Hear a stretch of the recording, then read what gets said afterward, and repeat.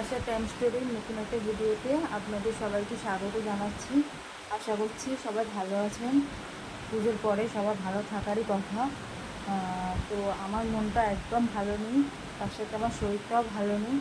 তো আমার মায়ের বান্ধবী, মানে আমি যাকে বুবুন বলে ডাকি, তো সে বললো যে চল, মনটা যখন ভালো নেই তাহলে একটু সিনেমা দেখে আসি। তো সেই জন্য আজকে যাচ্ছি রক্তবীজ 2 দেখতে। রঘুর ডাকাতটা দেখতে গেছিলাম আমি একা।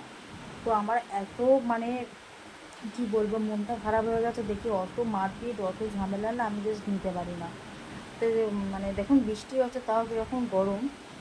তো সেই জন্য বুবুনকে বললাম যে চলো তাহলে আমরা গিয়ে রক্ত বীজটা দেখে আসি। তো ও বললো যে চল তাহলে। তো বুবুন টিকিট কেটেছে, যাবো 3টের সময়, এখন বাজে 2টো।